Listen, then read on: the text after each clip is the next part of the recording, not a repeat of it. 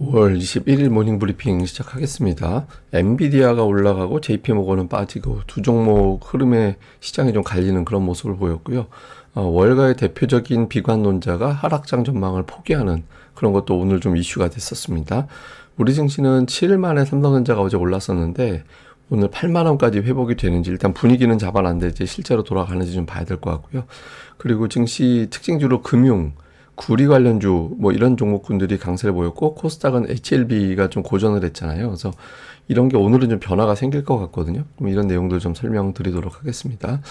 우선 미증시는 다우는 하락하고 S&P 500은 거의 제자리였고 나스닥은 올라가고 러셀 2000도 올라가고 이런 모습을 보였는데 반도체주가 강세를 보이면서 나스닥을 끌어올렸고요. S&P 500 다우 지수는 상대적으로 좀 둔했던 건 JP모건 같은 어떤 금융주가 좀 빠지면서 전체적으로 지수를 좀 누르는 그런 역할을 했습니다.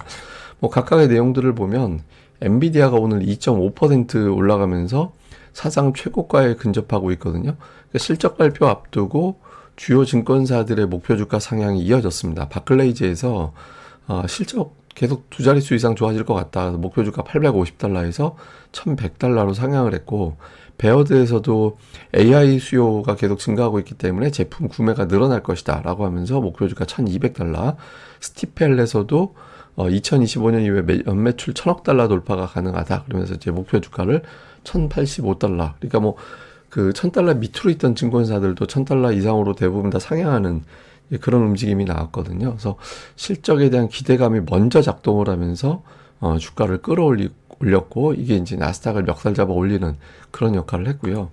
엔비디아 강세 보이면서 이제 마이크론 테크놀로지도 거의 3% 가까이 이제 올라갔는데 마이크론 테크놀로지도 오늘 보고서가 제법 나왔어요. 그러니까 미즈호에서 그 HBM 입지가 확대되고 있다. 그 안에서 그러면서 경쟁력이 있다. 이렇게 하면서 목표 주가를 기존에 130달러였는데 이제 150달러로 높였습니다. 오늘 종가가 거의 130달러 근접했잖아요. 근데 어쨌든 150달러로 상향을 했고 모건 스탠리는 그동안에는 비중 축소였는데 지금은 사실상 중립. 예, 근데 뭐 어쨌든 투자이익은 높인 거거든요. 기존의 목표 주가 98달러였는데 지금 이제 130달러로 그러니까 AI 관련된 실적을 과소평가했고 제품의 가격 강세가 이어질 전망이다. 이렇게 이제 코멘트를 하기도 했습니다. 그리고 오늘 연준 인사들의 발언이 되게 많이 나왔거든요. 근데 대체로 보면 뭐 그냥 지금 좀 유지하는 게 좋을 것 같아. 뭐 기존의 인사들 발언하고 거의 비슷해요. 그러니까 라파엘 보스틱 같은 경우는 인플레이션 달성 목표 달성하는데 시간이 좀 걸릴 것 같다. 그러면서 이제 4분기에 한 번 정도 인하할 것 같다. 뭐 그래서 어쨌든 인하는 할 것 같다라는 언급도 좀 있었고 필립 제퍼슨 같은 경우는 금리 인하 검토할 정도로 인플레이션이 내려가지 않았다. 이렇게 이제 언급을 했고요. 로레타 메스터는 한 3번쯤 내릴 것 같은데 이런 입장이 있었던 사람인데 더 이상 3번 이하는 적절하지 않다. 그러면서 인상 기본 전망, 그러니까 그렇다고 인상할 것도 아니긴 한데 만약에 인플레이션이 올라간다라면 뭐 검토할 수밖에 없지. 뭐 이런 식의 어떤 코멘트를 했습니다. 근데 전체적으로 연준 인사들의 발언은 뭐 거의 비슷해요. 그래서 금리에 큰 영향을 주거나 이제 그러지는 않았습니다. 그 외에 이제 또 시장 전망이라든가 이런 것들에 좀 변화가 생겼는데 도이체뱅크에서는 기업들이 실적이 예상했던 것보다 좋아지고 있다. 그래서 뭐 올해 EPS 전망치 상향하고 긍정적일 경우에는 최대 271달러까지 올라갈 수 있다. 그러면서 이제 지수 전망을 5,100에서 5,500으로 상향을 했고요. 오늘 많이 이슈가 됐던 게 이제 모건 스탠리의 마이클 윌슨 대표적인 비관론자죠. 이 사람하고 이제 JP 모건의 콜라노비치가 이제 쌍두마차 이렇게 취급받는 사람인데 기존에 4,500포인트라고 이제 전망을 했거든요. 근데 5,400으로 높였는데 근데 이게 사람이 좀 쫀쫀한 게 그냥 화끈하게 연말까지 5,400 이래버리면 좀 난데 내년 6월까지 그냥 안 간다는 얘기인데 안 갈 거야. 근데 시장 지수가 이러니 좀 지수 목표 지수는 높여야지 뭐 이런 정도거든요. 근데 어쨌든 시장에서는 비관론자가 굴복했다 이런 표현이 나오더라고요. 그래서 어쨌든 모건 스탠리의 마이클 윌슨의 이야기도 좀 시장에서 이슈가 됐고요. 그리고 이제 골드만삭스에서는 빅세븐 안에서 메가세븐 안에서 기업들의 어떤 실적이나 성장 격차가 벌어져서 더 이상 동일시 여기기 어렵다. 이거 오타났네요. 어쨌든 이제 엔비디아가 가파르게 올라가고 있고 엔비디아 같은 경우 이제 성장이 좀 가파르다. 그러니까 이런 이야기를 하고 있고 메타나 알파벳, 아마존은 경고하고 반면에 애플, 테슬라는 실적이나 주가가 부진하고 이렇게 되고 있다라는 거예요. 그래서 메가세븐은 어쨌든 실적은 전체적으로 상향되고 있는데 일부 종목이 영향을 주는 거고, 그다음에 이제 나머지 S&P 500의 나머지 종목들은 이제 좀 실적 전망을 좀 하향하는, 그래서 이제 메가세븐 안에서 일부 종목 중심으로 실적 상향이 이어지고 있다. 뭐 이런 식으로 이야기가 나왔습니다. 근데 이게 좀 참고가 될 만한 걸 좀 보면 미국 전체적인 어떤 EPS 전망치는 계속 상향되고 있거든요. 메가세븐 덕분이긴 한데 어쨌든 실적 전망치가 올라가다 보니까 지수가 쉽게 안 빠지고 있는 거고, 오늘 수정된 것까지 포함을 해보면 지금 BMO가 이제 5,600 가장 높게 제시하고 있고, 웰스파고가 5,535, 그다음에 오펜하이머가 5,500, 뭐 도이치뱅크도 5,500, 뭐 이 정도로 전망이 되고 있습니다. 오늘 모건 스탠리가 이제 5,400으로 높였는데, 이게 이제 올해가 아니라 내년 6월까지 이렇게 깔아놔가지고 좀 어정쩡하긴 하죠. 그래서 어쨌든 최근에 증시 전망치가 계속 높아지고 있습니다. 또 다른 특징들은 JP모건이 오늘 많이 빠졌는데, 지난주까지만 해도 신고가 경신에서 특징주로 많이 나왔던 종목인데, 오늘은 다이먼 회장이 이제 은퇴하는 시기를 좀 앞당길 것 같아서, 기존에 이제 5년쯤이라고 이런 이야기였거든요. 근데 5년도 안 남았고 지금은 승계 작업이 한참 잘 진행되고 있다 이렇게 이야기를 했거든요. 그래서 5년 안에 은퇴하는 것 같아요. 근데 이 사람이 이제 은퇴하고 나서 뭐 연준 이제 의장이 될 것 같다, 뭐 정치권으로 들어갈 것 같다 이런 이야기들 많이 나오고 있거든요. 그래서 어쨌든 이 사람 향후 행보에 대해서도 좀 시장에서 많이 주목을 하고 있는 것 같습니다.